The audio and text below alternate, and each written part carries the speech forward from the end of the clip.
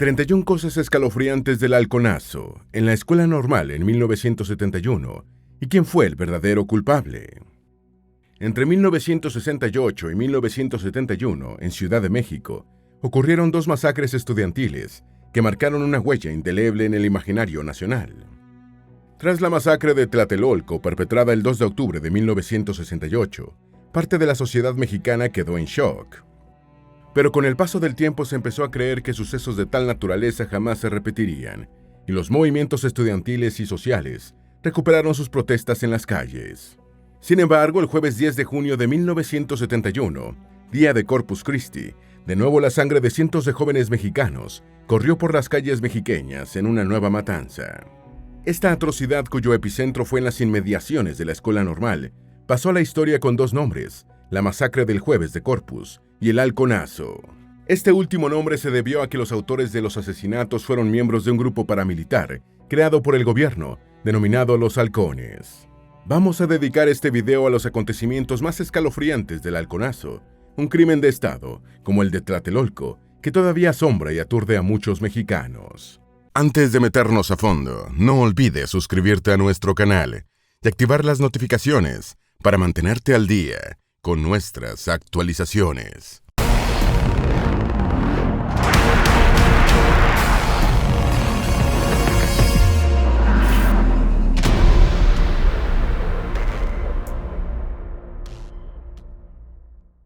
Número 1. El PRI se convierte en un partido hegemónico en 1929.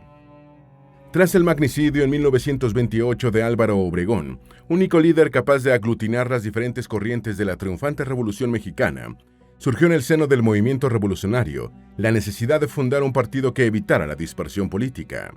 Con ese fin fue fundado en 1929 el Partido Nacional Revolucionario, que en 1983 cambió su nombre al de Partido de la Revolución Mexicana, bajo el liderazgo de Lázaro Cárdenas, para intentar borrar las huellas de Plutarco Elías Calles y el periodo conocido como el Maximato.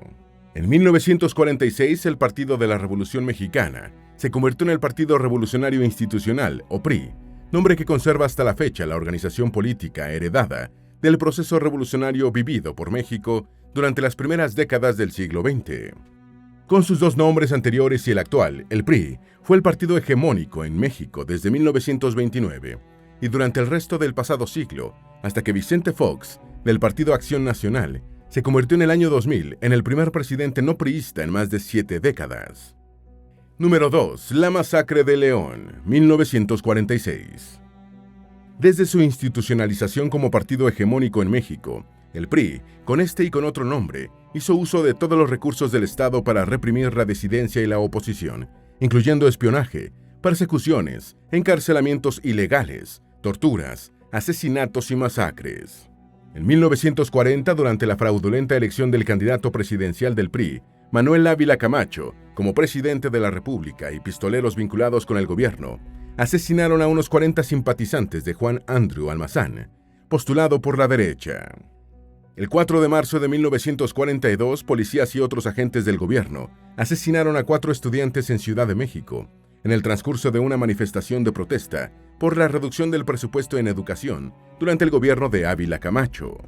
En la noche del 2 de enero de 1946, soldados y policías parapetados en la azotea y los balcones del Palacio Municipal de León, Guanajuato, dispararon contra una multitud indefensa concentrada en la Plaza de la Constitución, que protestaba contra un fraude electoral en la elección del gobernador. Oficialmente fueron reconocidos 26 muertos y 37 heridos de gravedad. Número 3. Represión de 1952 y 1956. La represión por motivos políticos continuó en México durante la década de 1950, y el 7 de julio de 1952, una manifestación fue brutalmente reprimida en la Alameda Central de Ciudad de México. Los manifestantes protestaban por el fraude cometido contra el candidato opositor, Miguel Enríquez Guzmán, en las elecciones federales del 6 de julio de 1952, en las que resultó electo presidente el candidato del PRI, Adolfo Ruiz Cortines. El 23 de septiembre de 1956, el ejército mexicano reprimió una huelga estudiantil en el Instituto Politécnico Nacional, IPN, lo que derivó en una ola de represión y encarcelamientos ilegales contra los huelguistas. En 1958, el gobierno de Ruiz Cortines estaba en medio de la mayor crisis registrada por un gobierno del PRI. Cuando el sector estudiantil y el movimiento sindical de izquierdas de los sectores de ferrocarriles, petróleo, electricidad y telégrafos promovieron movilizaciones en reclamo de mejores condiciones de trabajo y reivindicaciones educativas. Estas manifestaciones fueron violentamente reprimidas por el gobierno, como lo fue también una protesta del movimiento magisterial el 2 de septiembre de 1958, que concluyó con el encarcelamiento del líder gremial Otón Salazar. Número 4. En 1959 se dio la represión de Demetrio Vallejo. En las elecciones federales de 1958, la hegemonía del PRI hizo presidente a Adolfo López Mateos, con más del 90% de los votos, y en 1959, el gobierno reprimió salvajemente el movimiento encabezado por el líder comunista Demetrio Vallejo. Desde 1948, Vallejo había luchado activamente para sustraer al sindicato ferrocarrilero del control del PRI y de los llamados sindicalistas charros, defensores del lado patronal, a cambio de prebendas y privilegios. Como secretario general del sindicato ferrocarrilero, Vallejo encabezó en 1959 una huelga que paralizó casi todo el país, en demanda de mejores condiciones laborales y una mayor democracia sindical. La huelga fue disuelta por el gobierno de López Mateos, con acciones represivas y la cooperación del sindicalismo charro, y Vallejo fue encarcelado durante más de 11 años en el Palacio de Lecumberri. A partir de la década de 1960, durante el régimen de López Mateos y de su sucesor, Gustavo Díaz Ordaz, se consolida en México el terrorismo de Estado. Número 5. Valentín Campa fue encarcelado por casi todos los presidentes, desde Calles hasta Díaz Ordaz. Otro de los conductores de la huelga ferroviaria fue Valentín Campa, un dirigente y luchador social que acumuló 14 años en las prisiones del Estado, entre los gobiernos de Plutarco Elías Calles y Gustavo Díaz Ordaz, casi siempre acusado de disolución social. Campa salió de la cárcel por última vez en 1970 y en 1976 fue nombrado candidato presidencial por el Partido Comunista Mexicano, aunque no apareció en las boletas por la ilegalidad de la organización política postulante. Después de la reforma política de 1977, fue diputado federal entre 1979 y 1982, año de su muerte a los 95 años. En 1999, sus restos fueron trasladados al Panteón Jardín de la Rotonda de Personas Ilustres. Número 6. Los sucesos del 2 de octubre de 1968. El 2 de octubre de 1968 se produjo en la Plaza de las Tres Culturas de Tlatelolco el crimen de Estado que más ha conmovido a México en toda su historia. Cuando una manifestación de estudiantes, profesores y público en general fue ametrallada por un escuadrón armado de élite, con el apoyo de todo el aparato de seguridad del gobierno. Después de Tlatelolco, una nueva ola represiva que acompañaba el ocultamiento de los hechos fue perpetrada contra los líderes y cientos de participantes que sobrevivieron a la masacre a través de acusaciones por multitud de delitos como asociación delictuosa, daños a la propiedad ajena, robo, tenencia ilegal de armas, lesiones infringidas a representantes de la autoridad, falsificación de documentos, homicidio, sedición e incitación a la rebelión. Los sucesivos gobiernos mexicanos, desde Díaz Ordaz hasta Ernesto Zedillo, ocultaron durante más de 30 años el papel del Estado en la masacre, particularmente el rol del secretario de Gobernación y después presidente de la República, Luis Echeverría Álvarez. Número 7. Historia del grupo militar Los Halcones. Los Halcones, grupo responsable de la masacre del Halconazo, fue una organización paramilitar mexicana fundada en la década de 1960 y puesto bajo la dirección del entonces subdirector de Servicios Generales del Departamento del Distrito Federal, el coronel Manuel Díaz Escobar. Existen discrepancias sobre el año exacto de fundación del grupo paramilitar, aunque fue en algún momento entre 1966 y 1970. Una versión señala que Luis Echeverría, secretario de Gobernación de Díaz Ordaz, seleccionó a Díaz Escobar para ponerlo al frente de un grupo que reprimiera los movimientos contrarios al gobierno. Otras fuentes atribuyen la fundación de los Halcones a Alfonso Corona del Rosal, jefe del Departamento del Distrito Federal entre 1966 y 1970. En un cable de 1971, Jack V. Kupich, diplomático de Estados Unidos en la Embajada de México, escribió sobre los Halcones. Son un grupo represivo oficialmente financiado, organizado, entrenado y armado, cuyo propósito principal desde su fundación en septiembre de 1968 ha sido el control de los estudiantes de izquierda y antigobierno. Kubich también señala que la existencia del grupo paramilitar era conocida por todos los componentes del Estado mexicano. Número 8. Los Halcones también fue el nombre de una pandilla juvenil. Tampoco existen certezas sobre el origen del nombre Los Halcones. Una versión afirma que posiblemente se inspiró en la pandilla juvenil Los Halcones, que operaba entre la Colonia del Valle y la Escuela Primaria Benito Juárez en la Colonia Roma. A esta pandilla pertenecieron connotadas figuras mexicanas, incluyendo los futuros presidentes Luis Echeverría y José López Portillo, Arturo el Negro Durazo, quien sería temido jefe del Departamento de Policía del Distrito Federal, el comediante Raúl Chato Padilla y el pintor Ricardo Martínez de Hoyos.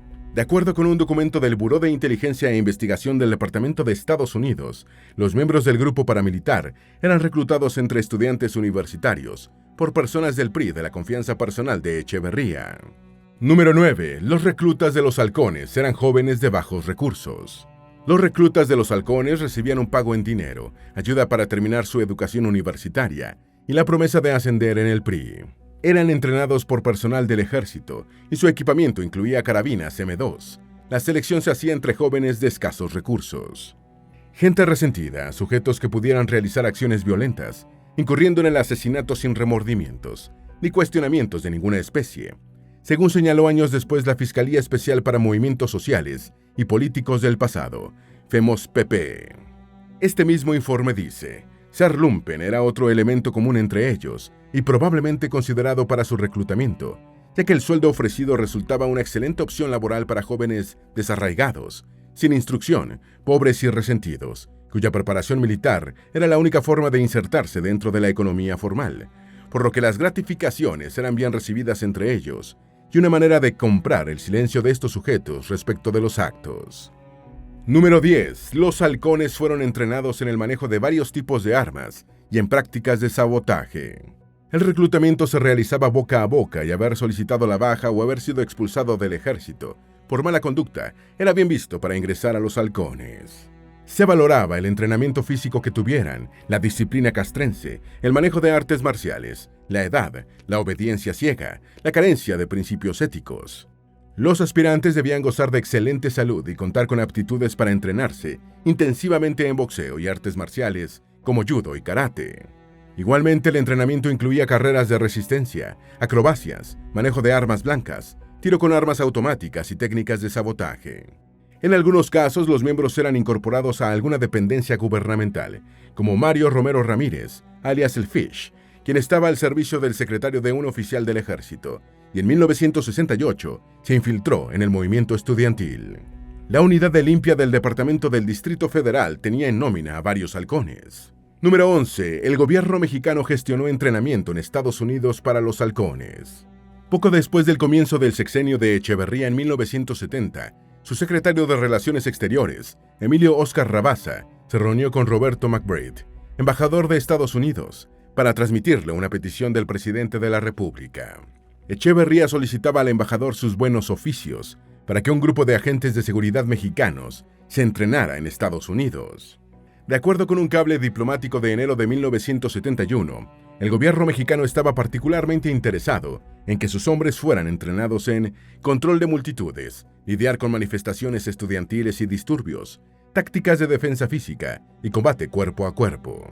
La participación de Díaz Escobar en las gestiones del proyecto de entrenamiento y la naturaleza de la petición preocuparon a la embajada estadounidense, que ya sabía de la existencia y de la función del grupo Los Halcones, y temía verse involucrada en algo similar a Tlatelolco. Número 12. Los halcones también fueron entrenados en Inglaterra, Francia y Japón. En un telegrama de enero de 1971, el Departamento de Estado expresó sus reservas sobre las tácticas políticamente impopulares que los entrenados en Estados Unidos podrían usar en su retorno a México. México también había gestionado entrenamiento especializado para los halcones en Inglaterra, Francia y Japón, y el 5 de febrero de 1971 partió hacia estos países un grupo de 10 hombres. Pese a las inquietudes de la embajada estadounidense, el 8 de marzo de 1971 viajó a Washington un grupo de 5 hombres, con fecha de regreso prevista para el 9 de julio del mismo año. Uno de los viajeros era Manuel Díaz Elorio, hijo del coronel Díaz Escobar. Número 13. Los halcones se infiltraron en las universidades y en los institutos de educación secundaria y media superior. Un requisito básico para ser halcón era la edad, de manera de poder mezclarse en los campus con los estudiantes universitarios, por lo que se fijó un rango de entre 18 y 25 años. El informe de la Fiscalía Especial ya citado señala: en los pasillos universitarios, en las agrupaciones, en las movilizaciones, en los comités de huelga, su presencia debía pasar inadvertida. Debían poder informarse e informar de las actividades y formas de lucha de las diferentes escuelas y poder identificar a los estudiantes. Los que no estaban matriculados contaban con los carnets y la documentación que los acreditaban como estudiantes universitarios para circular libremente por el campus, infiltrarse en las organizaciones estudiantiles y asistir a las marchas. Aparte de las universidades, también se infiltraron en instituciones de educación media y media superior. Número 14. Los halcones participaron en diversos hechos violentos antes del halconazo. Se infiltraban, simulando pertenecer a la ala más radical del movimiento estudiantil, partidarios de la violencia e incluso de actos vandálicos. Con esta estrategia alimentaban el clima de violencia que era necesario promover para justificar más la represión y contribuían a la fractura del movimiento estudiantil entre los pacifistas y los partidarios de acciones violentas. Al estimular el vandalismo, se buscaba la aprobación por parte de la población de las medidas represivas del ejército y la policía. Entre 1968 y 71, antes del halconazo, los halcones participaron en diversos hechos, como el asalto a la Vocacional 7 de Tlatelolco y en la propia masacre, así como en la balacera del Colegio México y ataques a preparatorias. Igualmente acudían a las audiencias de los presos políticos, a hostigarlos y golpearlos en la salida, y justo antes del halconazo, asaltaron las preparatorias de Liverpool y Tacuba, robando muebles, artículos eléctricos y documentos. Número 15. Entre finales de 1970 y principios de 1971, el escenario se hizo propicio para retomar la protesta estudiantil en las calles. Tras comenzar su gobierno el 1 de diciembre de 1970, el presidente Luis Echeverría tomó algunas medidas de distensión, anunciando reformas democráticas y permitiendo que líderes estudiantiles y políticos exiliados en Chile, después de los sucesos de Tlatelolco, retornaran a México. Igualmente excarceló a líderes en prisión y personajes como el escritor y activista José Revueltas y el dirigente Eberto Castillo, que estaban en la cárcel, reaparecieron en el escenario político. El ambiente internacional también era propicio para un resurgimiento del movimiento estudiantil. En noviembre de 1970, el chileno Salvador Allende se había convertido en la primera persona en encabezar un gobierno socialista después de un proceso electoral legítimo. El entusiasmo de los estudiantes era palpable y el movimiento estudiantil creyó que había llegado el momento de retomar la protesta en las calles. Número 16. El movimiento estudiantil de Ciudad de México hizo una nueva convocatoria. En Monterrey, estudiantes y profesores consiguieron una mayor autonomía para la Universidad Autónoma de Nuevo León mediante una nueva ley orgánica para la institución y en febrero de 1971, Héctor Ulises Leal Flores llegó a la rectoría bajo el nuevo esquema.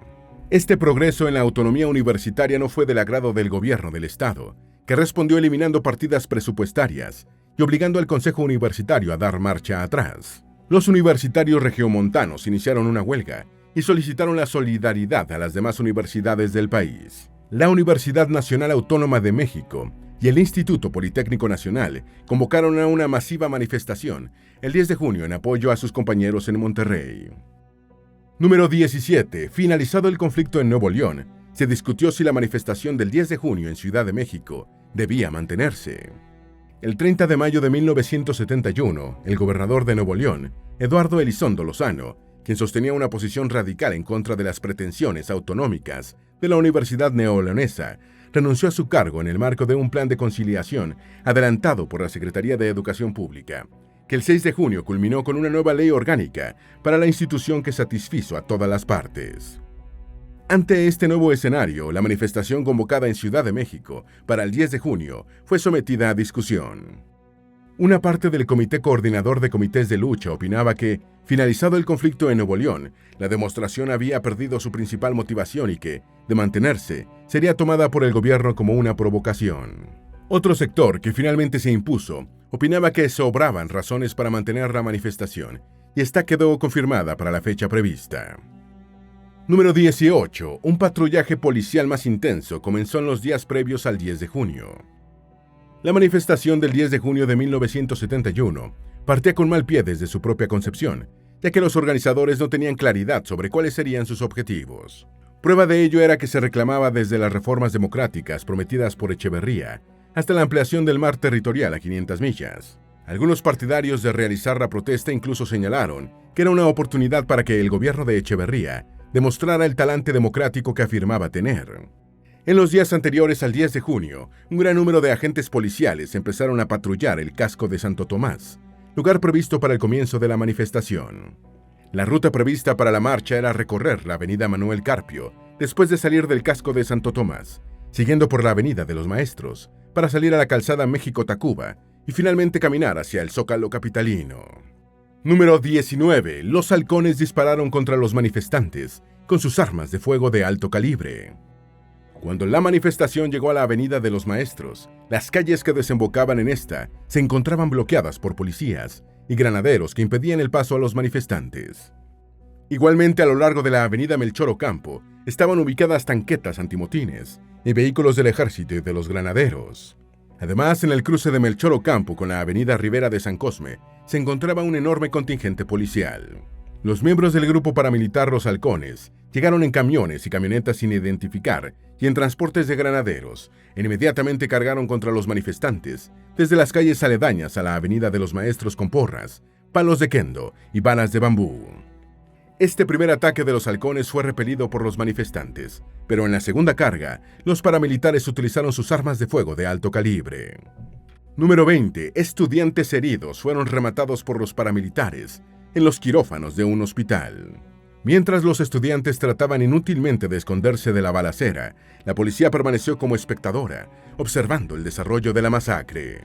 El ametrallamiento se prolongó por varios minutos, durante los cuales los halcones fueron apoyados logísticamente con armas y municiones por vehículos policiales, particulares, incluso una ambulancia de la Cruz Verde. Algunos heridos fueron trasladados al Hospital Rubén Leñero, pero allí mismo los paramilitares fueron en su busca y los remataron, inclusive en los quirófanos, mientras intimidaban con sus armas a médicos y enfermeras.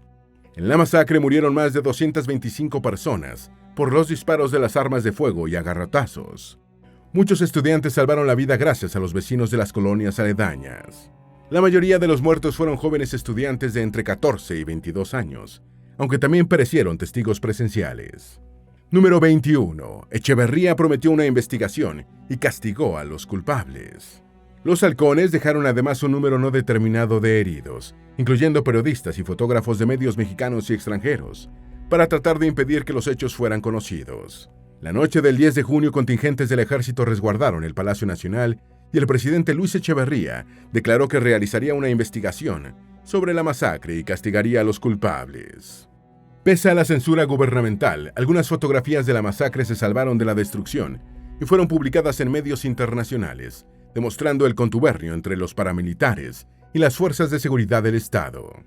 Alfonso Martínez Domínguez, jefe del Departamento del Distrito Federal, renunció el 15 de junio, pero no se libró de quedar con el apodo de Halconazo, en alusión a los halcones y a su propio nombre de pila. Pocos días después de los hechos, el coronel Díaz Escobar, subdirector de Servicios Generales del Departamento del Distrito Federal, aceptó la presencia de paramilitares, pero sin involucrarlos en la matanza. Número 22. La masacre del Halconazo desalentó a una parte del sector estudiantil y radicalizó a otra. A raíz de la masacre, algunos grupos de izquierda decidieron abandonar la lucha política pacífica y optaron por la vía armada, fundando organizaciones guerrilleras. El saldo trágico de la manifestación sembró la perplejidad y el desánimo entre muchos estudiantes, pero también condujo a la radicalización del movimiento estudiantil, muchos de cuyos miembros se incorporaron a la actividad guerrillera. Los estudiantes del año 1971 realizaban básicamente las mismas demandas que los del año 1968, incluyendo la democratización de la vida política mexicana y del sector sindical, el ejercicio de la disidencia en libertad, la autonomía universitaria y el respeto de la diversidad cultural mexicana. Todavía faltarían años para que José López Portillo impulsara una tímida reforma política y para que Ernesto Zedillo diera los pasos necesarios de apertura de México a la alternancia democrática. Número 23. La organización paramilitar fue desmantelada y los efectivos fueron dispersados un día después de la masacre. El número de efectivos que participó en la masacre varía entre 400 y 1000 según diversas fuentes, aunque el gobierno mexicano en principio negó tajantemente la existencia del grupo, calificándolo como una leyenda. El 11 de junio de 1971, un día después de la masacre, el coronel Díaz Escobar ordenó el desmantelamiento de toda la infraestructura relacionada con los halcones, incluyendo los campos de entrenamiento, así como la dispersión de los efectivos paramilitares, a los que se les ordenó abandonar el Distrito Federal. Varios de ellos habían sido identificados por las fotografías de prensa, y la versión de que se trataba de trabajadores de limpieza era insostenible. Los paramilitares fueron notificados de la disolución del grupo, recibieron una indemnización en dinero en efectivo y se les informó de la destrucción de su documentación personal para borrar huellas. Número 24. Muchos halcones pasaron a la delincuencia común. Con tan buen entrenamiento que habían recibido, cuando se quedaron sin dinero, muchos halcones comenzaron a atracar bancos y comercios, y los aprendidos confesaron su pasado en la organización paramilitar. Díaz Escobar estuvo casi 2 años más en el departamento del Distrito Federal y posteriormente fue enviado a la Embajada Mexicana en Santiago de Chile como agregado militar. El gobierno estadounidense negó cualquier vinculación con el adiestramiento de las personas que participaron en la masacre, señalando: hasta donde sabemos, ninguno de los entrenados ha regresado aún a México. Sin embargo, la Embajada de Estados Unidos recomendó enfáticamente al Departamento de Estado que no se hablara de la capacitación de agentes mexicanos en la Academia Internacional de Policía. Número 25. La verdad de lo ocurrido solo se supo 3 décadas después. Hubo que esperar más de 3 décadas, hasta 2002, durante el gobierno de Vicente Fox, para que Echeverría y una decena de colaboradores fueran acusados de asesinatos en masa por la Fiscalía Especial creada para investigar estos y otros delitos. En julio del año 2002, Echeverría se convirtió en el primer expresidente mexicano en declarar ante la justicia en un caso judicial. Sin embargo, se benefició de la protección legal de la que gozan los expresidentes mexicanos, y cuando murió centenario en julio de 2022, tenía causas penales en su contra, pero estaba en su domicilio. Manuel Díaz Escobar, clave en la masacre de Tlatelolco por sus vínculos con el Batallón Olimpia, y en la del Jueves de Corpus, por su relación con los halcones, murió en 2008 a los 89 años. Mario Moya Palencia, secretario de Gobernación del gobierno de Echeverría, desarrolló una larga carrera diplomática hasta el año 2001, muriendo en el año 2006. Número 26. La intención del gobierno siempre fue perpetrar la masacre. Los halcones dispararon balas calibre 45 con sus carabinas M2, abatiendo a cientos de estudiantes que corrían para ponerse a salvo o se enfrentaban a los agresores, muriendo a balazos o por salvajes golpizas. Varios testimonios señalaron que la agresión no fue fortuita ni descontrolada, sino que se trató de una acción premeditada para masacrar a los manifestantes, mucho más allá de la disolución de la protesta. Como lo prueban las persecuciones y la violencia explícita dirigida que ocurrió, incluso en el recinto de los hospitales. Igualmente, resultó evidente que la policía tenía instrucciones precisas de no obstaculizar la acción del grupo criminal, como lo prueba su absoluta pasividad de observadores de la masacre. La intención del gobierno de Echeverría siempre fue perpetrar una brutal masacre para descabezar y atemorizar al movimiento estudiantil, aunque después tuviera que lidiar con las consecuencias de los trágicos hechos. Número 27. La Fiscalía Especial que investigó el halconazo se extinguió en 2007, sin lograr su cometido. La Fiscalía Especial para Movimientos Sociales y Políticos del Pasado, FEMOS-PP, fue abierta en 2002 por el presidente Vicente Fox. Dirigida por el fiscal Ignacio Carrillo Prieto, esta fiscalía tenía como propósito establecer la verdad histórica y castigar a los responsables de las violaciones a los derechos humanos perpetradas por el Estado mexicano durante los gobiernos de Gustavo Díaz Ordaz, Luis Echeverría Álvarez, José López Portillo, incluyendo las matanzas de Tlatelolco y del Jueves de Corpus. Sin embargo, tras más de 3 años sin avances significativos en las investigaciones, en febrero del año 2005, el fiscal especial señaló: la información no ha sido suficiente para conseguir reunir los elementos necesarios, conforme a nuestro sistema procesal penal, para poder realizar la consignación ante los tribunales y enjuiciar a los responsables. La Fiscalía Especial quedó extinta en el año 2007, durante el gobierno de Felipe Calderón, después de preparar el documento conocido como Informe Histórico presentado a la sociedad mexicana. Este informe fue enviado al Archivo Nacional sin hacerse público. Número 28. En el halconazo, la estrategia del gobierno con las evidencias fotográficas fue diferente a la de Tlatelolco.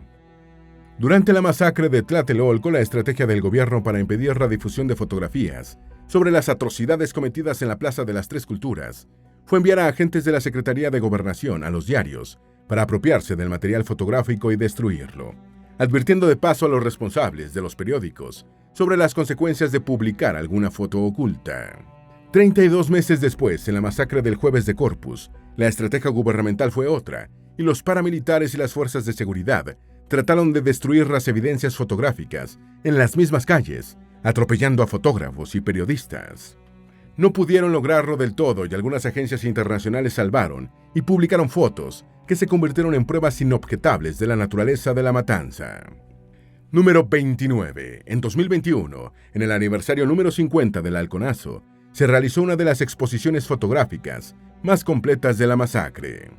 En junio del año 2021, en ocasión del aniversario número 50 de la masacre del Jueves de Corpus, el Centro Cultural Universitario Tlatelolco de la Universidad Nacional Autónoma de México organizó la exposición virtual Halcones en Corpus, la construcción de un imaginario. Esta muestra reunió más de 160 fotografías y constituyó una de las más completas realizadas en México para comprender el Halconazo y rendir tributo póstumo a los caídos el 10 de junio de 1971. La exposición reunió fotografías de los periódicos y revistas de la época, que se plegaron a la versión oficial de que la masacre había sido producto de enfrentamientos entre grupos estudiantiles rivales, aunque al mismo tiempo mostraban evidencias de las agresiones paramilitares. Otras fuentes de testimonios gráficos fueron los archivos de los servicios de seguridad del Estado, las imágenes captadas por fotógrafos independientes y material perteneciente a diversas instituciones y archivos fotográficos particulares. Número 30. En 2021, un alto funcionario del gobierno de López Obrador publicó el informe de la FEMOSPP. El 11 de junio del año 2021, durante el tercer año de gobierno del presidente Andrés Manuel López Obrador, el subsecretario de Derechos Humanos, Población y Migración de la Secretaría de Gobernación, Alejandro Encinas Rodríguez, publicó el informe de la Fiscalía Especial en su página particular. María del Rosario Piedra Ibarra, presidenta de la Comisión Nacional de los Derechos Humanos desde el año 2019 y cercana al presidente López Obrador, creó una oficina especial para la investigación de la violencia política del Estado mexicano y la represión durante el pasado reciente. Número 31. A pesar de que sus crímenes prácticamente quedaron impunes, Echeverría resultó marcado para siempre por Tlatelolco y el Halconazo. Cuando Echeverría fue electo candidato presidencial del PRI en noviembre del año 1969, 3 meses después de los sucesos de Tlatelolco, su grado de responsabilidad en esta masacre no era conocido. En las elecciones federales de 1970, obtuvo una aplastante victoria, como era habitual en los candidatos del PRI, con un 86% de los votos, relegando a Efraín González Morfín, candidato del PAN, a un lejano segundo lugar con el 14% de los sufragios. Tras inaugurar su mandato, aparentó una apertura política que la masacre del Jueves de Corpus demostró que era totalmente fingida. A pesar de las leves sanciones recibidas, Echeverría quedó vinculado para siempre con Tlatelolco y el Halconazo, y antes de morir, a los 100 años en 2022, en cada aniversario de las masacres, su nombre era recordado como el principal responsable de 2 de los crímenes de Estado más horrendos en la historia de México. Más de medio siglo después del Halconazo, muchos mexicanos aún tienen pesadillas con este atroz crimen de Estado y confían en que un evento tan horrendo jamás vuelva a repetirse.